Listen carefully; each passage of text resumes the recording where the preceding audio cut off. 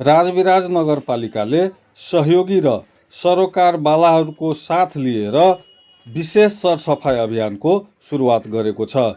यसको बारेमा जानकारी दिनुहुँदै कार्यवाहक नगर प्रमुख इशरत परवीन।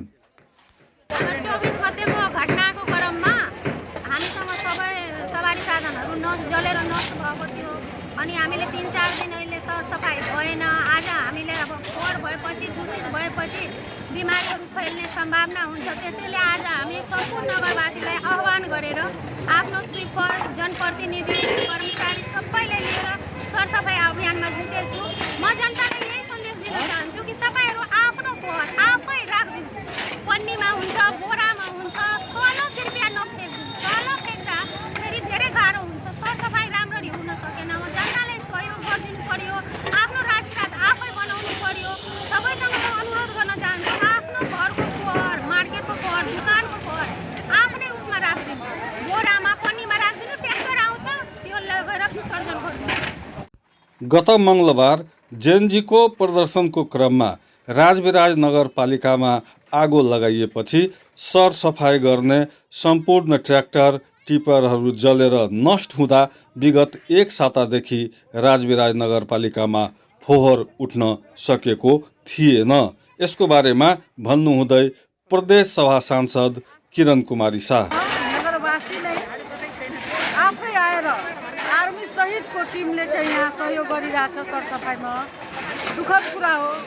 मलाई त लाग्दैन जेएनजीहरूले त्यस्तो चाहिँ अपराधी क्रियाकलाप गर्न सक्छ। जेएनजीको नाममा केही घुसपैठ, केही अत्याचारीहरू, कोही भगोराहरू, कोही अपराधिक प्रवृत्तिको व्यक्तिहरू गएर नगरपालिकाको जुन राष्ट्रिय सम्पत्ति थियो सबै ध्वस्त पारेर आज चाहिँ कस्तो अवस्था छ भने एउटा पनि गाडी छैन फोहोर उठाउनको लागि। अनि साधन स्रोत नभएको बेलामा जसोतसो नगरपालिकालाई व्यवस्थापन गरेर यहाँ आर्मीको टिमले, यहाँको युवाहरू, यहाँको महिलाहरू, नगरवासीहरू स्वस्फूर्त रूपमा आज चाहिँ आएको छ।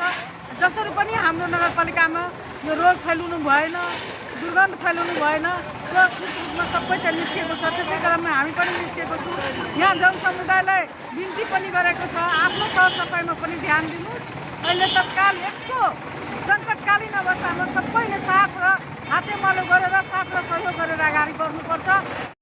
1 साता अघि राजविराज नगरपालिकामा जेएनजीको प्रदर्शनको बेला केही अराजक तत्त्वले त्यहाँ रहेका सरसफाइमा प्रयोग हुने ट्रिपर, ट्र्याक्टर, एस्काभेटर, बारुद यन्त्र, एम्बुलेन्स यी सबैमा आगो लगाएर ध्वस्त बनाएपछि 1 सातादेखि राजविराज नगरपालिकामा फोहोर उठ्न सकेको थिएन। राजविराज नगरपालिकाका कार्यवाहक नगर प्रमुख इशरत परवीनको अगुवाईमा सरोकारवाला, सुरक्षा निकाय, सङ्घ संस्था, नागरिक समाज, पत्रकार, आम नागरिक, नगरपालिकाका कर्मचारी सबैको सहभागितामा राजविराज नगरपालिकाको रोडहरूमा थुपारिएको फोहोर उठाउने कामको सुरुवात भएको छ। विभिन्न ठाउँमा थुपारिएको फोहोरले विभिन्न सङ्क्रामक रोग फैलिने खतरा पनि बढेको थियो। नगरपालिकाले थालेको सरसफाई अभियानमा सहभागी सप्तरी युथका कार्यवाहक अध्यक्ष मोहन यादव र जुन गाडीहरू पनि जलेर सबै नष्ट भएको छ, जलाएको छ। अब तर आफै सबैजना मिलेर सरसफाइले कसरी अगाडि गर्ने त्यो प्रति राजधानीका कावामीहरूले जुन आह्वान गर्नुभएको छ त्यसलाई सकारात्मक रूपले सबै लिनुपर्छ। सबै हात मारे गरी यो सरसफाइ कार्यले निरन्तन दिनुपर्छ।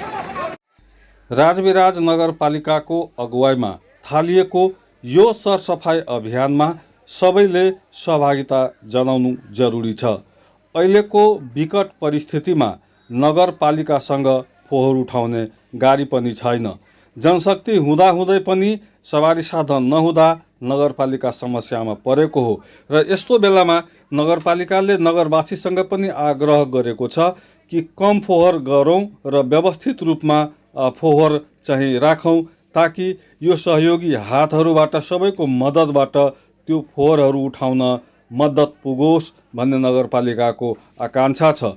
यहाँ दृश्यमा हेर्नुहोस्, नगरपालिकाका कर्मचारीहरू सबै फोहोर सङ्कलनमा संलग्न छन्। यसै गरी सशस्त्र प्रहरी बलका सुरक्षाकर्मीहरू, नगर प्रमुख आफै पनि यो नेपाल प्रहरीका साथीहरू सबै लाग्नु भएको छ।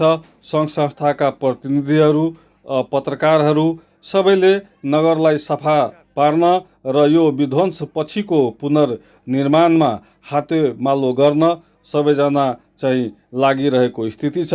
यसमा हामी सबैले सहयोग गरौँ। धन्यवाद।